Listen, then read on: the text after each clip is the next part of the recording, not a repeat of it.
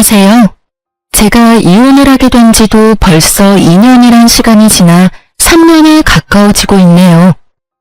아예 잊었다면 거짓말이겠지만 꽤 오랫동안 떠올리지 않고 있었는데 최근에 저의 이혼의 결정적인 원인이 되었던 전신회를 보게 되었는데 다시 이혼하던 순간이 떠오르더라고요. 그래서 하소연도 할 겸해서 사연을 써봅니다. 긴 이야기가 될 수 있지만 한번 들어주시겠어요? 저와 남편의 첫 만남은 황당하기도 했고 웃기기도 했어요. 당시 맛집으로 유명했던 떡볶이집이 있었는데 남편과 전 그곳에서 처음 만났죠.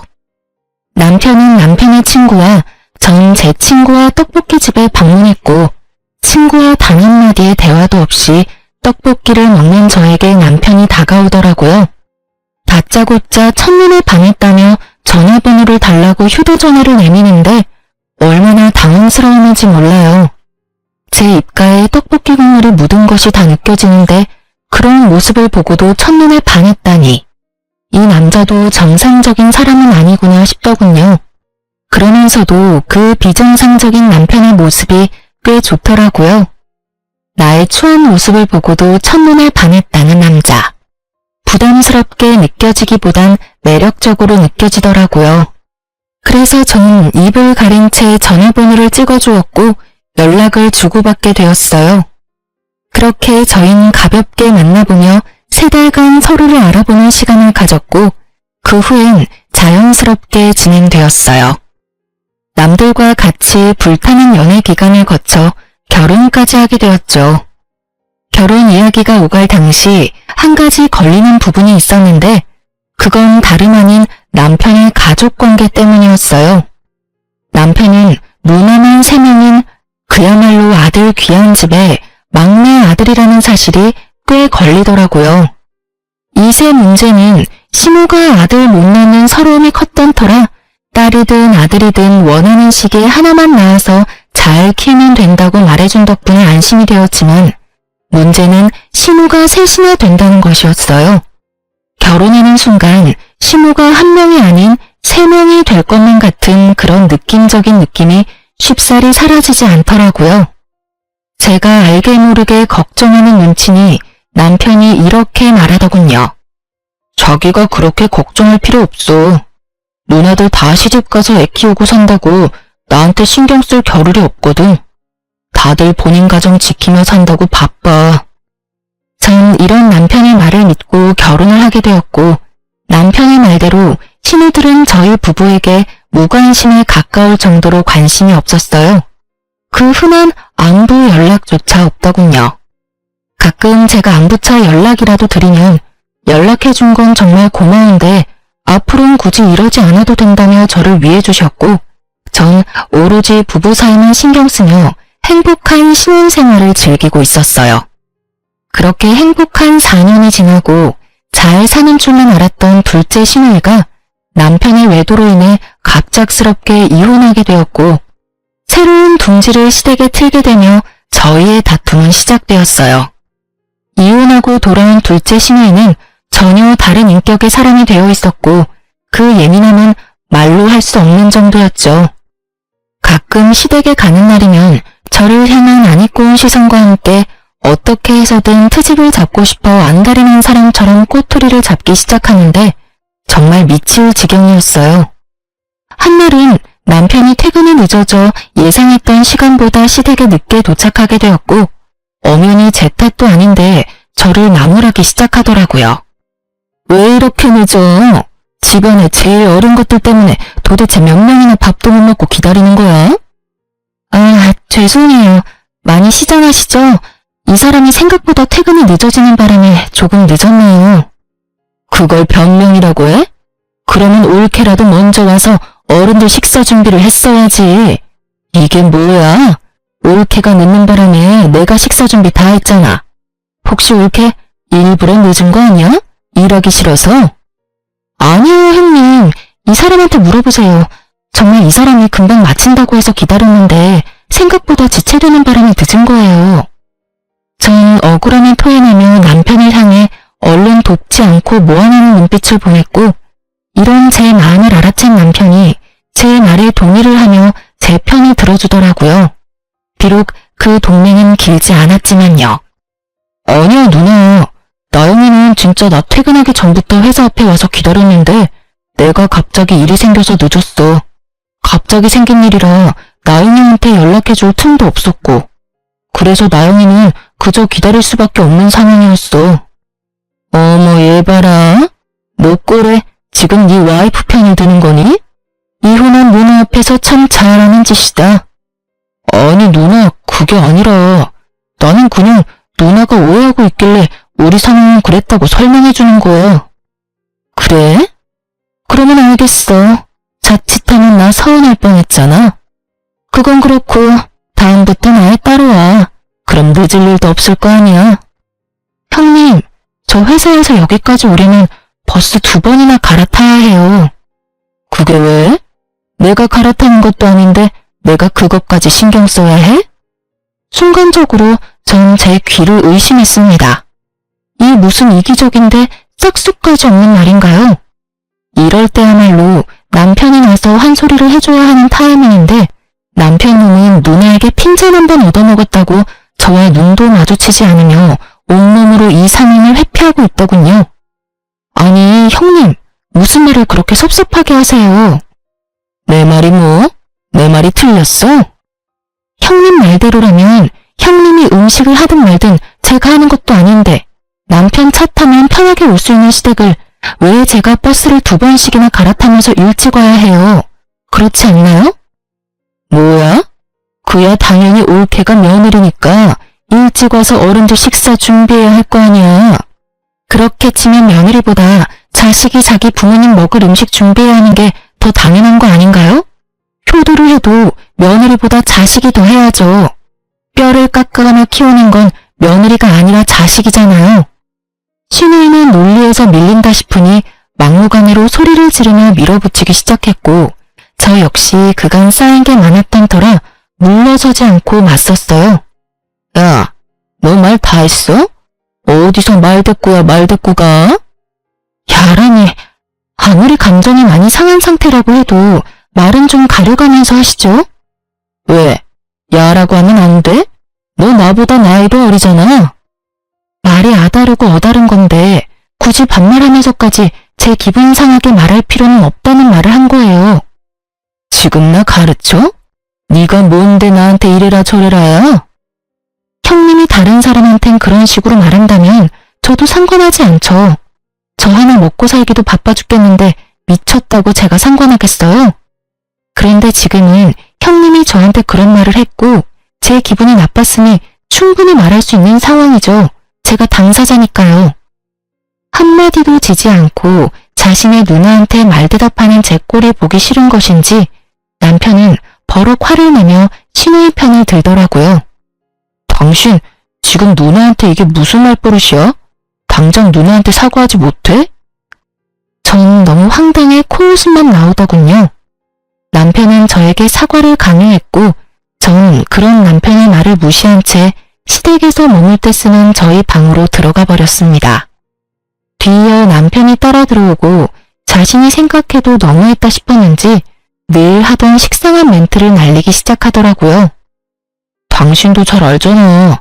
내가 말은 그렇게 해도 당신 편이라는 걸. 요즘 누나가 상황이 그렇다 보니까 좀 많이 예민해. 당신도 알다시피 누나가 원래 그런 사람은 아니었잖아. 그러니까 당신이 조금만 이해해줘. 이 시기만 지나면 곧 괜찮아질 거야. 응? 남편의 말을 듣고 있자니 짜증이 확 솟구치더군요. 그런 게 어디 있어? 형님은 원래 그런 사람이 아닌 게 아니라 애초에 그런 사람이기에 지금 저렇게 행동하는 거야. 알겠어? 그리고 내가 처음부터 이랬어? 나도 처음엔 형님 잘 대해주려고 애썼어. 그런데 나만 애쓰면 뭐해? 상대방은 나랑 잘 지낼 생각조차 없어 보이는데. 내가 무슨 형님 봉이야? 형님 샌드백이야? 왜 애꿎은 나한테 화풀이를 하시냐 이 말이야. 전 그렇게 적나라하게 시누이에 대한 불만을 표했고 남편은 누나에 대한 험담 섞인 사실을 받아들이고 싶지 않았는지 기분 상한 티를 팍팍 내더라고요.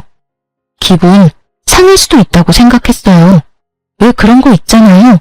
내 가족 나는 욕해도 다른 사람이 욕하는 건 싫은 기분. 하지만 이젠 저도 가족 아닌가요? 남편이 시댁보다 더 보살펴야 할 가족은 이제 저잖아요. 시누이도 시누이지만 남편에 대한 실망감과 서운함이 더 커지더군요. 남편 역시 저에 대한 실망감이 컸는지 감정을 숨기지 않았고, 생각해보면 그때부터 남편은 저와 눈도 마주치지 않으며 거리를 두기 시작했던 것 같아요. 그러면서 제 편을 들지 않는 치졸한 방법으로 저에게 복수를 하기 시작하는데, 시댁에 갈 때는 늘 혼자인 기분이 들더군요. 거기에다 임신에 대해선 어떤 간섭도 하지 않겠다던 시모는 보란듯이 압박을 하기 시작하더군요. 예, 너희 결혼한 지가 벌써 4년이 지나간다. 이쯤 되면 너희도 아기 소식 들릴 때가 되지 않았니? 아, 그렇긴 한데 그게 생각보다 쉽진 않네요. 내가 웬만하면 이런 말까지 하지 않으려고 했는데 우리 둘째가 하는 말이 이렇게까지 자연 임신이 안 되면 문제가 있는 거라고 하던데 혹시 검사라도 해봤니? 시모가 말하는 둘째는 시누이가 확실했고 갑자기 왜 이런 말을 하나 싶었더니 시누이의 입김이 작용한 것이 분명해 보이더군요. 누구의 입김이 작용했든 늦어지는 것은 맞는 말이기에 참고 넘어가려고 했는데 시모는 임신이 되지 않은 것을 오로지 저의 탓으로만 돌리고 있더라고요. 아니요, 그렇지 않아도 남편이랑 이야기해봤는데 이번 달은 바빠서 안 되고 다음 달쯤에 같이 병원 가보기로 했어요. 뭐? 우리 아들이 병원을 왜 가니? 우리 아들은 문제없어 얘. 둘째 이야기 들어보니까 그런 건 여자 쪽에 문제가 있을 가능성이 높다고 하더라. 괜히 바쁜 애 괴롭히지 말고 가려거든 혼자 가. 알겠니? 참 할 말이 없더라고요. 시누이가 의사도 아니고 그런 쪽으론 책 한 장 본 적 없는 백수인데 그 말을 왜 그리도 신뢰하는 것인지 알 수는 없었지만 입 대봤자 말만 길어질 것 같아 그냥 웃으며 저희가 알아서 한다고 해버리곤 자리를 피해버렸어요. 상황이 이렇게 되자 전 스트레스가 극에 달했고 시댁만 피할 수 있다면 북극이든 남극이든 어디든 도망가고 싶은 심정이었어요. 하지만 저의 이런 바람과는 달리 시누이들이 정한 가족 모임의 날은 다가왔고 전 하는 수 없이 시댁으로 향했어요.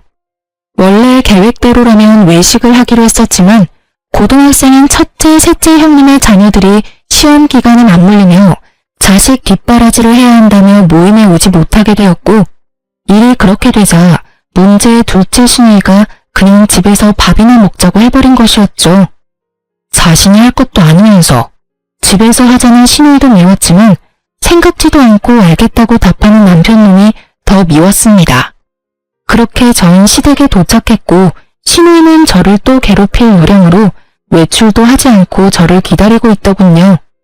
이미 그땐 시누이와의 사이가 틀어질 대로 틀어진 터라 간단한 인사만 하고선 주방으로 향했어요. 앞치마를 메고 요리를 시작하는데 잠이 쏟아지더군요. 그때 전 회사를 그만두고 아동복 가게를 창업하기 위해 밤낮 없이 이리저리 알아보고 다니느라 잠자는 1분의 시간도 아까웠던 시기였기에 그날 역시 잠이 너무 부족했어요.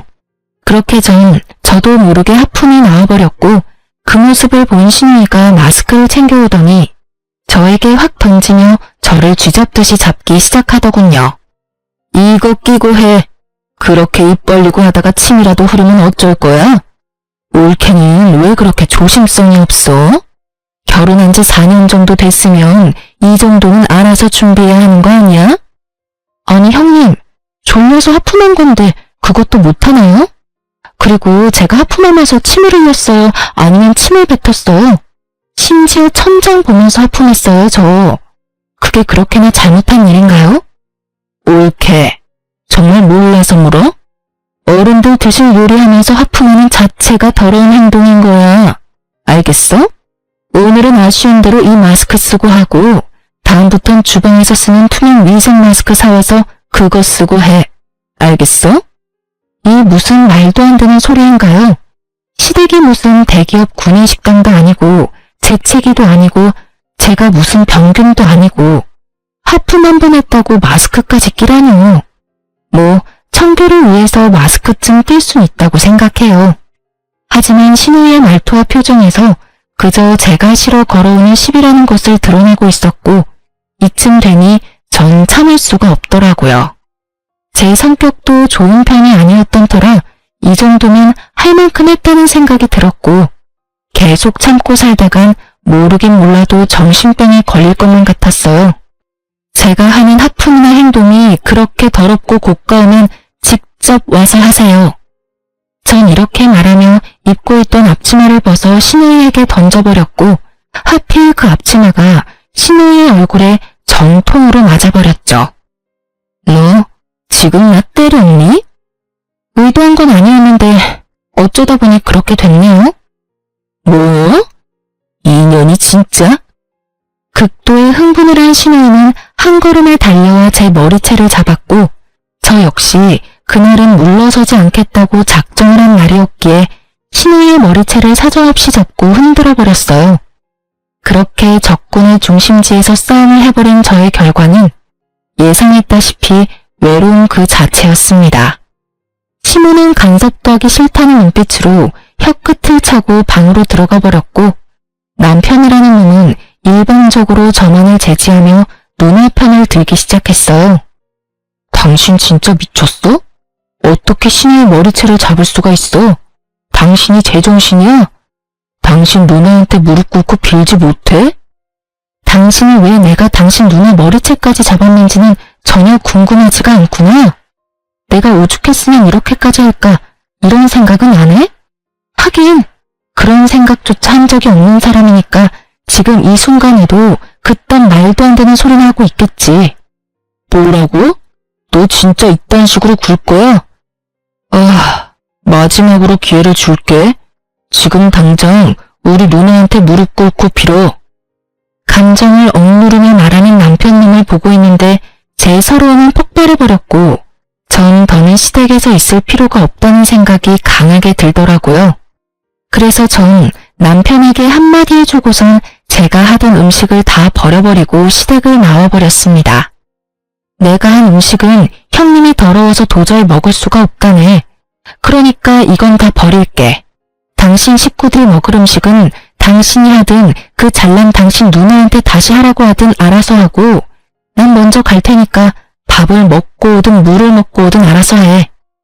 그렇게 전 집으로 돌아와 버렸고 내심 남편을 기다리고 있는 제 모습을 발견했어요. 얼마나 한심하던지. 그런 꼴을 당하고도 남편을 기다리는 내 모습이라 생각보다 참 비참한 일이었어요. 기다리지 말아야지 하면서도 다시 기다리게 되고 그렇게 얼마나 시간이 흘렀을까요? 애증의 남편이 집으로 돌아왔고 저를 달래주기는커녕 무시하기 시작하더군요. 기대하는 바가 없어 실망할 것도 없다 싶었는데 서운한 마음이 드는 건 어쩔 수가 없더라고요. 생각해보면 전 그때까지도 남편을 사랑했던 것 같아요. 각방을 쓰면서도 이혼은 생각하지도 않고 있었으니까요. 이혼 고민은 아예 생각조차도 하지 않았다면 거짓말이겠지만 고민의 끝은 늘 그래도 참고 살아야지였어요. 그렇게 각방과 함께 무건수행하는 날들은 길어지고 있었고 화장실조차 따로 쓰고 있었어요. 남편은 거실, 저는 안방에 있는 화장실을 쓰고 있었죠. 그러던 어느 날 남편이 쓰던 화장실 변기가 고장이 났고 하는 수 없이 제 화장실을 함께 쓰게 되었어요. 남편은 평소 화장실에 휴대전화를 가지고 가 오랫동안 앉아있는 것이 버릇이었는데 그날 역시 화장실로 들어간 남편은 출근 시간이 촉박해지자 허겁지겁 준비하고선 급히 집에서 나가더군요. 남편이 나간 후 저 역시 씻기 위해 화장실로 들어갔고 선반 위엔 남편이 깜빡하고 두고 간 남편의 휴대전화가 덩그러니 올려져 있더라고요. 전 남편이 현재 쓰고 있는 방에다 가져다 둬야겠다고 생각했고 휴대전화를 들어 올리는 찰나 전화가 오더군요. 주대리.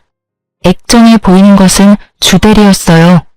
순간적으로 드는 생각이 출근한 남편이 휴대전화가 없음을 알고 주대리의 휴대폰을 빌려 전화했구나 싶었죠. 전 그렇게 아무런 의심도 없이 전화를 받았지만 생각했던 남편의 목소리가 아니었죠. 아니 정확히 말하자면 상대방이 거군요. 쎄한 마음이 들어 다시 한번 누구냐며 말을 꺼냈어요. 여보세요? 여보세요? 말씀하세요. 저 이 휴대전화 주인 아내 되는 사람인데요. 저희 남편이 휴대전화를 두고 갔는데 알고 전화하신 거 아니에요? 아, 아니에요. 전화를 잘못 건 것 같네요. 그렇게 전화가 끊겼는데 이상하더라고요. 당연히 남자일 줄 알았던 주대리가 여자인 것도 이상했지만 무엇보다 이상했던 것은 떡하니 남편 휴대전화엔 저장되어 있는 번호인데 잘못 걸었다며 끊어버리니까요. 물론 남편과 아는 사이이긴 하지만 남편에게 전화를 걸려는 것이 아니었을 수도 있겠죠. 하지만 저의 직감은 무언가 큰 것이 저를 기다리고 있다는 느낌이 강하게 들더군요. 저는 남편의 휴대전화를 살펴보기로 했고 평소 남편이 비밀번호를 바꿀 때마다 탁상용 달력 뒤편에 메모한다는 사실을 알고 있던 전 쉽게 남편의 비밀번호를 알아내 판도라의 상자를 열게 되었던 거죠. 그곳엔 제가 미처 알지 못했고 상상하지도 못했던 사실들이 가득하더군요. 잠금을 풀어낸 저는 주대리와 주고받은 대화부터 찾았고 그건 어렵지 않더라고요. 대화가 상단에 고정된 상태였으니까요. 주대리의 정체는 여러분이 생각하시는 대로 회사 동료가 아닌 현재 남편과 만나고 있는 상간녀였어요. 더 충격적인 건 상간녀는 신우이의 소개로 알게 되었다는 것과 그 여자 역시 유부녀라는 사실이었죠. 아무리 제가 밉고 마음에 들지 않는다고 해도 동생에게 여자를 소개시켜주다니요. 그것도 유부녀를요. 심지어 본인이 남편의 외도 때문에 이혼까지 해놓고선 어떻게 친동생에게 외도를 종용할 수가 있는 것인지 참 어이가 없더라고요. 누굴 탓하겠어요? 친구까지 소개해주며 바람을 종용하는 년이나 꼬신다고 외도나 저지르는 놈이나 용서할 수 없는 건 매 한 가지인걸요. 전 두 사람 다 절대로 용서할 마음이 없었고 저의 이런 굳은 심지를 더욱 굳건하게 만들어주는 메시지를 발견하게 되었어요. 그건 바로 신우이와 남편이 주고받은 메시지였는데 거기엔 신우이의 이런 말이 있더라고요. 너도 내 친구 만나면서 스트레스 좀 풀고 살아. 옳게 하는 꼴을 보니 너 숨도 못 쉬고 살 것 같더라. 내가 우리 동생 숨 쉴 틈 만들어주는 거야. 알겠어? 이런 누나가 어디 있니? 내가 생각해도 난 정말 세상에 둘도 없는 누나야. 네, 세상에 둘도 없긴 하겠더라고요. 자신이 남의 인생을 망치고 있다는 사실을 전혀 알지 못하는 신우이는 스스로에게 아낌없는 찬사를 보내고 있더라고요. 전 그렇게 괜찮다는 여자의 얼굴이 궁금했고 사진첩도 살펴보게 되었죠. 사진은 없을 수도 있겠다 생각했는데 친절한 남편님이 상간녀의 폴더까지 따로 만들어 사진들을 모아놨더라고요. 거기엔 상간녀와 함께 찍은 사진들로 가득했고 상간녀의 독사진 중엔 가운을 입은 사진이 있었는데 그 사진을 통해 상간녀가 한의사라는 사실을 알게 되었어요. 유니폼에 적힌 상으로 검색을 해보니 운이 좋게도 그 한의원은 부부가 운영하는 한의원이더라고요. 얼마나 기쁘던지. 전 모든 증거를 사진으로 남겼고 이혼을 위한 준비를 시작했습니다. 일단 하루 날을 잡고 친정으로 가 모든 사실을 미리 부모님께 말씀드렸어요. 신우이가 이혼하게 된 후 어떤 일들이 있었고 저 역시 행동을 어떻게 했는지, 그래서 현재 상황은 어떠한지, 그렇기에 앞으로 어떻게 할지에 대해 부모님께서 최대한 충격을 받지 않으시게 설명을 해드렸고 엄마는 이런 말씀을 해주셨어요. 우리 딸 그동안 많이 힘들었겠네. 엄마랑 아빠는 상황이 어찌 되었든 간에 네 뜻을 존중해. 말이야 바른 말이라고 네 인생 네가 살지 우리가 살아주는 건 아니잖아. 그러니까 우린 신경 쓰지 말고 네 뜻대로 해. 네가 하고 싶은 대로 하면 엄마랑 아빠는 네 뒤에서 아낌없이 응원해줄게. 알겠지? 고마워 엄마. 그리고 아빠. 이혼을 결정하고 난 뒤 가장 걱정스러웠던 건 부모님의 반응이었는데 그것이 잘 해결되고 나니 거침이 없어지더라고요. 전 바로 다음날 한의원으로 찾아갔어요. 그날은 상간년을 쉬고 그 남편만 진료를 보는 날이었고 전 저의 진료 순서가 마지막이 될 수 있게 마지막 진료 시간에 맞춰서 병원에 방문했습니다. 계획대로 전 마지막 환자로 진료실에 들어가게 되었고 드디어 상간녀의 남편을 마주할 수 있었어요. 상간녀의 남편은 친절하게 저의 상태를 물어왔고 전 외도 증거들을 내밀며 이렇게 말했어요. 어디가 불편하셔서 오셨을까요? 제가 요즘 이것들 때문에 화병이 날 것만 같아서 찾아왔어요. 한번 봐주시겠어요? 제가 내민 증거들을 살펴보던 상간녀의 남편은 굳은 표정으로 저에게 묻더라고요. 상황이 좋지는 않네요. 그렇죠? 거기다가 두 사람이 어떻게 만나게 된 줄 아세요? 신우이라는 인간이 자기 친구를 자기 남동생한테 소개해줬다고 하더라고요. 그러니 제가 억장이 무너지고도 남겠죠? 요즘 외도 중인 남편님만 생각하면 잠도 안 오고 계속 화만 나고 이러다 제 명의는 못 살 것만 같아서 찾아오게 됐어요. 그래서 제가 어떻게 하면 될까요? 저를 좀 도와주셨으면 좋겠어요. 어떻게 도와드리면 될까요? 도와주실 건가요? 네, 얼마든지요. 살펴보니 돕는다는 표현보단 함께한다는 표현이 더 맞는 것 같긴 하지만요. 그러면 지금 바로 저랑 어디 좀 가실 수 있을까요? 전문용어로 현장 급습이라는 걸 해보려고요. 저의 제안에 상간녀의 남편은 말없이 고개를 끄덕이며 가운을 벗더라고요. 그렇게 저흰 남편과 상간녀가 있는 곳으로 향했어요. 모든 사실을 알게 된 날, 전 휴대전화에 위치 추적 앱을 하나 깔았었어요. 그리고는 혹시 모르는 상황을 대비해 앱 숨김 기능을 이용해 숨겨두었던 거죠. 상상도 못했겠죠.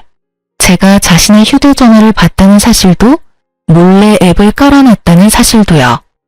이러한 사실을 알지 못하는 남편은 신나게 여러 장소로 오가더군요. 드디어 남편의 위치가 한 곳에 멈추고 저와 상간녀의 남편은 앱이 알려주는 곳으로 향했고 앱의 정확도가 떨어져 그 주변을 맴돌기 시작했어요. 그러던 와중 남편의 차를 발견하게 되었고 그곳에서 남편을 발견하게 되었습니다. 남편은 고급 레스토랑에 있었는데 옆자리인 상간녀가 앞자리인 신우이가 자리하고 있더군요. 어쩜 그렇게 화기애애하게 모여있을 수가 있는지 그 모습을 보는데 화는커녕 허탈하더라고요. 저라고 처음부터 신우이에게 그렇게 막대먹게 군 건 아니었어요. 처음 신우이가 이혼하고 돌아왔을 땐 저도 신우이에게 살갑게 굴며 잘 대해주려고 했었어요. 안쓰럽기도 했던 것 같아요. 다른 것도 아닌 믿었던 남편에게 배신당하고 돌아온 신우이였으니까요.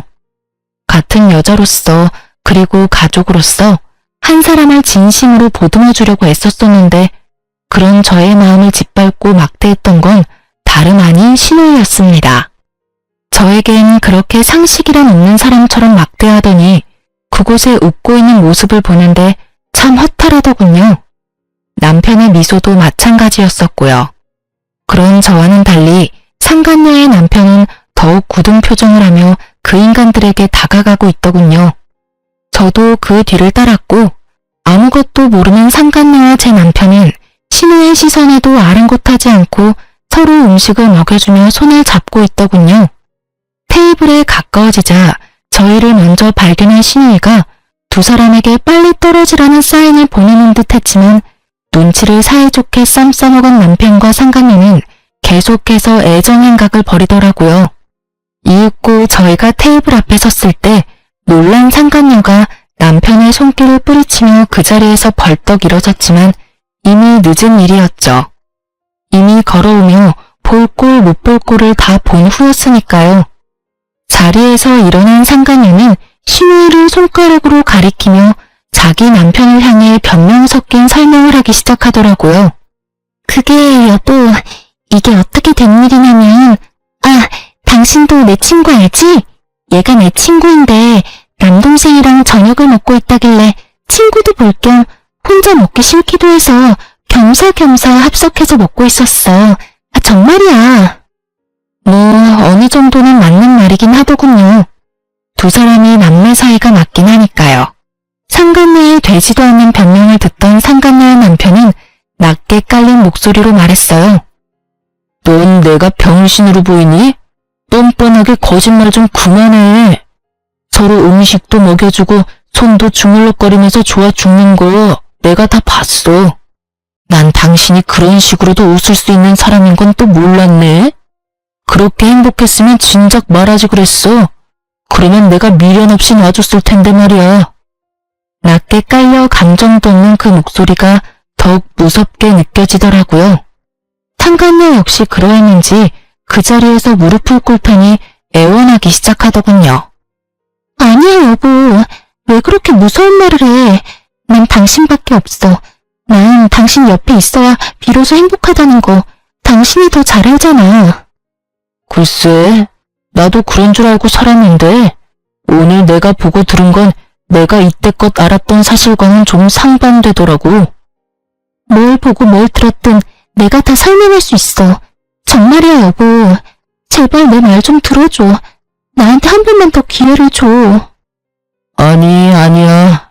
대화할 필요도 없고 기회를 줄 생각도 없어.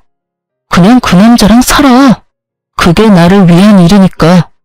깔끔하게 이혼하고 한의원에도 출근하지 마. 어차피 당신 환자라고 해봤자 얼마 되지도 않는데 쉬면 감 잃을까봐 굳이 진로 보라고 한 거였으니까 이왕 이렇게 된 김에 그 좋아 죽는 남자랑 사랑놀이나 하면서 푹 쉬어. 짐은 다 싸서 친정으로 보내줄 테니까 집에도 올 필요 없어. 그럼 가볼게. 상간녀의 남편은 하고 싶은 말은 다 한 듯 저에게 연락한다는 말을 남기고 자리를 떠버렸고 상간녀 역시 남편의 뒤를 따라 나가더라고요. 남편은 그제야 저에게 무릎을 꿇고 빌기 시작하더군요. 여보, 내가 잘못했어. 내가 미쳤었나 봐. 처음엔 그냥 친한 누나 동생으로 지냈는데 그게 어쩌다 보니 이렇게 됐어. 그게 정말 실수야. 남편이라고 무슨 할 말이 있겠어요? 그냥 분위기상 빌기는 해야겠고 변명이라는 것도 해야 하니 아무 말이나 짓거린다는 느낌밖에 들지 않더라고요. 그렇지 않아도 이 상황이 유쾌하지 않은데 더 유쾌하지 않은 말이 신우이의 입을 통해 나오기 시작하더라고요. 넌 무슨 큰 죄를 지었다고 무릎까지 꿇어? 네가 잘못한 게 뭐 있다고? 잘못은 너보다 올케한테 있지. 그렇지 않아 올케? 입으로 뱉는다고 다 말이 아닐 텐데 이것도 말이라고 짓거리는 신우이를 보고 있는데 참 기가 막히더군요. 계속 해보세요. 어디까지 헛소리 하나 드러나 보게요. 말이나 바른 말이라고. 그렇잖아. 올케가 내 동생 키를 얼마나 죽였어? 뻑하면 눈치 주고 잔소리하고. 그것뿐이야? 시댁하고 잘 지내보려는 노력도 하지 않고 말대꾸나 꼬박꼬박 하지를 않나? 신우의 머리채를 잡지 않나? 올케가 그딴 식으로 구니까 얘가 바람을 안 피우고 배기겠어? 아, 그런가요? 그래. 그리고 이제 와서 하는 말인데 애초에 두 사람 어울리진 않았지. 우리 동생은 좋은 대학 졸업해서 대기업 다니고 있는데 지금 올케는 뭐 백수잖아. 남편 돈 받아서 편하게 사는 백수. 동생아, 이참에 그냥 이혼해. 일도 이렇게 됐고 너 어차피 올케하고 잘 살긴 글렀어. 깔끔하게 이혼하고 내 친구랑 연애나 하면서 살아. 한의사. 얼마나 좋아? 연애까지 하다가 결혼까지 하면 더할 나위 없이 좋고. 저도요, 좋은 대학에 좋은 회사 다녔어요. 비록 지금은 꿈을 위해 회사를 그만두고 창업을 알아보고 있긴 하지만 생활비도 빠지지 않고 내고 있고요. 물론 창업 준비도 제가 이제껏 모은 돈으로 하고 있어요. 그런데 제가 왜 시댁에 빌부터 살면서 일도 하지 않고 생활비조차 내지 않는 신우이에게 이딴 말이나 들어야 하는지 모르겠더군요. 어디까지 하나 들어보려고 했는데 할 수 있는 헛소리는 다 들은 것 같고 참고 더 들어줄 수도 없었기에 저 역시 참았던 말을 쏟아내 주었어요. 정말 궁금해서 물어보는 건데 형님도 남편 기죽이고 눈치 주고 해서 형님 남편이 바람 피웠어요? 그래서 이혼까지 당했고요. 뭐야? 너 말 다 했어? 다 했겠냐? 아직 한참 남았으니까 할 말 있으면 그때 해. 이혼당하고 이혼하고 친정에 빌붙어서 살면 조용히나 살지 이게 무슨 짓일까? 아무리 생각해도 내가 이해가 안 돼서 그래. 동생이 바람 피운다고 해도 말려야 할 판국에 여자를 소개해줘? 바람 피우라고 부추겨? 참 대단하다 대단해. 야, 너 진짜 내가 가만 안 둬? 나는 뭐 널 가만두고 싶어서 가만히 있는 줄 알아? 그 입으로 나오는 한마디 한마디가 워낙 다 개차반이라 내가 대꾸할 가치를 못 느껴서 가만히 있었어. 그런데 하는 짓도 쓰레기이니 내가 널 어떻게 해야 할지 모르겠다니까? 야! 고함을 지르며 금방이라도 저에게 달려들려는 신우이에게 전 상간녀가 먹던 와인을 그대로 뿌려버렸습니다. 남편놈은 아무 말도 하지 않고 그저 바라만 보고 있었고 전 그런 남편놈의 머리 위로 상간녀와 먹던 음식들을 부어버렸어요. 두 사람 다 제가 이 정도까지 할 거라 예상을 못했는지 어버버 하며 와인과 음식을 닦아내기 바쁘더라고요. 쓰레기 같은 인간한테 딱 어울리는 꼴이다. 당신 이게 무슨 짓이야? 이 정도면 양호한 줄 알아. 오물을 확 부어버리고 싶은 걸 겨우 참았어. 너 아까 그 여자랑 아주 죽고 못 살더라? 한의사가 그렇게 좋았어? 사랑한가 너밖에 없다고 난리를 부리더니 이제 와서 나한테 왜 무릎까지 꿇고 그래? 뭐? 실수? 넌 실수라는 단어의 뜻을 모르니? 그게... 내가 미안해. 내가 정신이 나갔었나 봐. 남편은 다 기어들어가는 목소리로 고개를 숙였고 신우이는 와인을 다 닦아냈는지 저를 죽일 듯이 노려보고 있더라고요. 그 한심한 두 인간과 계속 같은 장소에 있었다간 큰일을 낼 것만 같아서 중요한 한마디만 던져주고 그 자리를 벗어났어요. 그만하자 그만해. 우리 이혼해. 집은 한동안 내가 지낼 테니까 너는 네 누나랑 같이 가. 그렇게 전 집으로 돌아왔고 소식을 전해들은 시모에게서 전화가 오더군요. 딸도 이혼하고 돌아왔는데 아들마저 이혼이라니. 시모 입장에선 이건 절대로 말려야 한다 싶었겠죠. 아가, 이게 무슨 일이니 도대체. 이혼이라니. 말 그대로예요. 저 어머님 아들이랑 이혼하려고요. 갑자기 왜 그래? 너희 싸웠니? 아니, 아무리 싸웠다고 해도 이혼이 그렇게 쉽게 결정할 문제야? 상황이 이렇게 심각한데 이 와중에 시모에게 아무 말도 하지 않은 것 같더라고요. 숨긴다고 숨겨줄 것도 아닌데. 그래서 전 있는 사실 그대로 시모에게 알려줬어요. 그냥 싸워서 헤어진 게 아니고요. 남편이 바람 피워서 이혼하고 돌아온 어머님 딸이 충격이 컸는지 자기 친구를 어머님 아들한테 소개해줬더라고요. 뭐라고? 그게 사실이야? 놀랍게도 사실이에요. 자기도 이혼했으니 동생도 이혼하길 바랬나 보죠 뭐. 동생한테 여자나 붙여주는 누나나 조강지쳐 내팽개치고 바람이나 피우는 동생이나 둘 다 참 생각도 없고 어이도 없고 상식도 없던데요. 그러니까 저한테 전화해서 이러지 말고 어머님 자식들이나 볶으세요. 전 이혼 준비로 바빠서요. 그럼 들어가세요. 모든 사실을 안 시댁에서 내심 두 사람을 쫓아내주길 바랬는데 두 사람이 그 모양 그 꼴인 건 이유가 있지 않겠어요? 모든 사실을 분명 다 알았을 텐데 시부에게선 이렇게 문자가 왔더라고요. 이야기 다 들었다. 내 이야기를 들어보니 우리 애들 탓만 아닌 것 같더구나. 자고로 집안에서 여자가 남편 내조를 잘해야 하고 시댁과의 관계에서도 여자가 잘했어야지. 오죽했으면 우리 애들이 그런 짓까지 했겠어. 그러니 너도 남탓만 하지 말고 반성 좀 하고 조용하게 이혼했으면 좋겠구나. 웃음이 다 나더군요.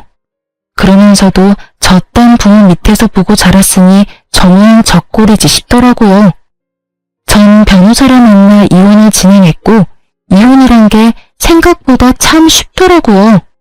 시간이 걸리긴 했지만 쉽게 이혼하게 되었어요.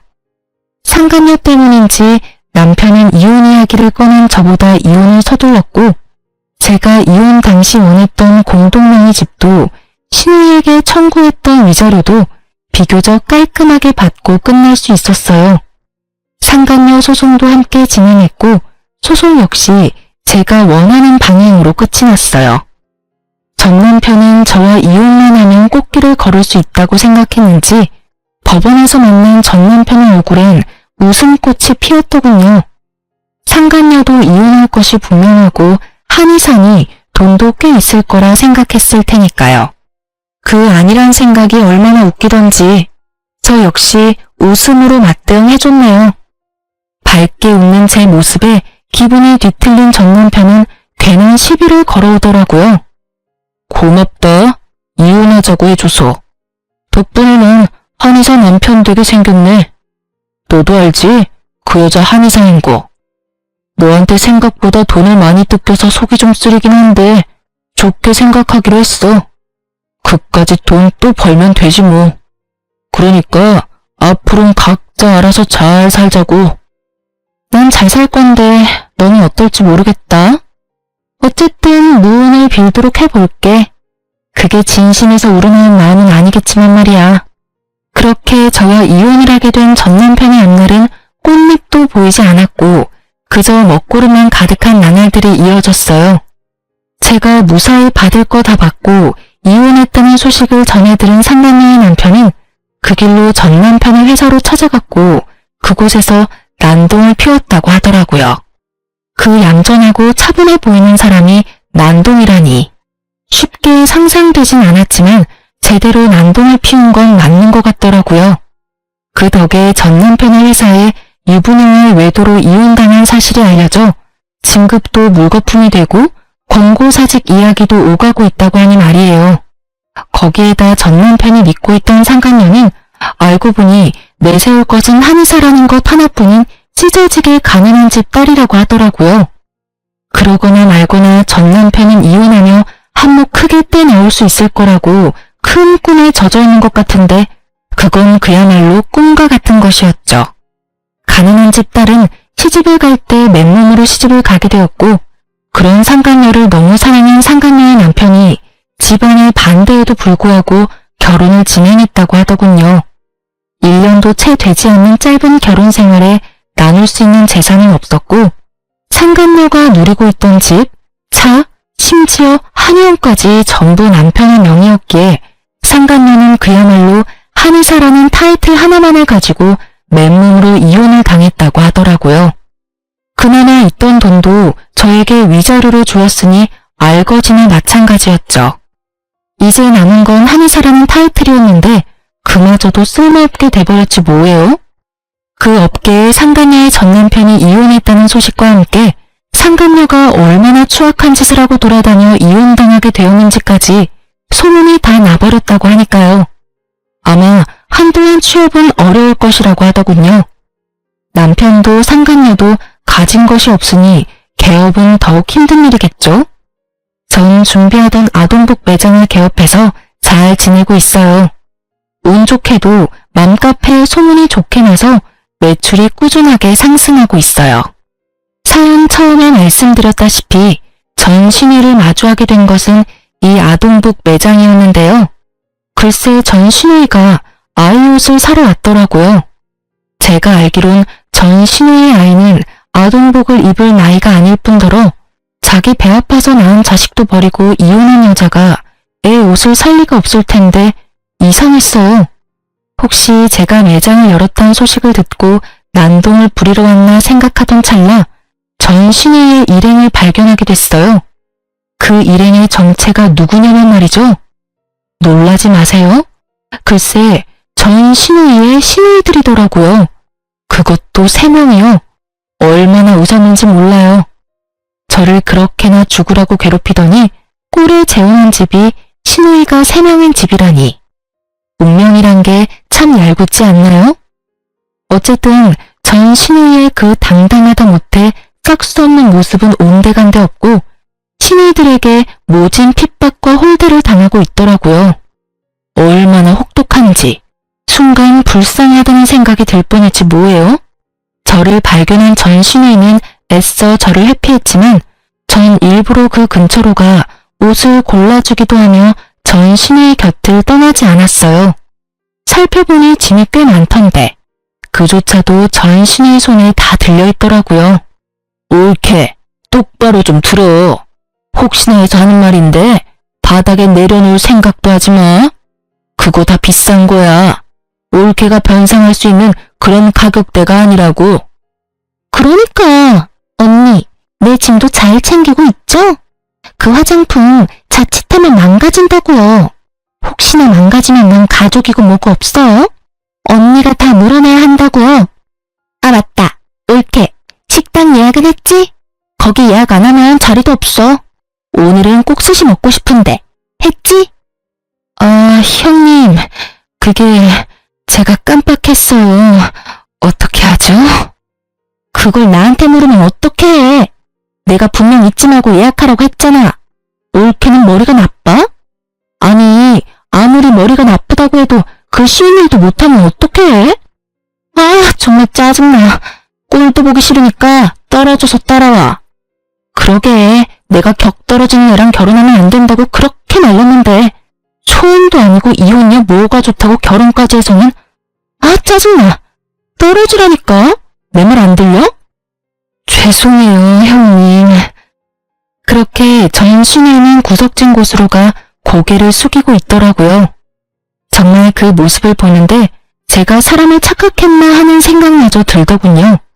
새 여자는 쇼핑을 마쳤는지 계산대 앞으로 왔고 저는 저희 가게에서 제일 잘 나가는 양말과 손수건을 챙겨주며 새 여자에게 이렇게 말했어요. 여러모로 고생이 많으시네요. 앞으로도 수고해주세요. 화이팅입니다. 시집살이 시키는 것도 고생이 많고 앞으로도 잘 부탁한다는 뜻이었어요. 제 말에 의아해하던 새 여자는 의아함도 잠시 저에게 친절하다면서 칭찬을 하며 감사하단 말을 전한 후 선물을 챙겨 나가더군요. 그 뒤를 대역 죄인처럼 쫓아가는 전신이의 뒷모습을 보고 있는데 정말 10년 묵은 채증이 내려가는 기분이더라고요. 모든 사실이 밝혀지고 난 후에도 미안하단 사과도 한마디 없이 당당한 전신이의 모습에 우라가 치밀어 올랐는데 그 우라가 한 방에 쑥 하고 내려가더군요. 그렇게 떠난 전신이는 다시 가게를 찾아오거나 하는 그런 일은 없었어요. 그 성정에 반성이라는 걸 했을 리는 없고 그딴 꼴을 보였으니 부끄럽기도 했겠죠. 전 요즘 바쁘게 살고 있어요. 오직 오프라인으로만 진행하고 있던 일을 이제 온라인 스토어도 함께 진행해 볼 예정이에요.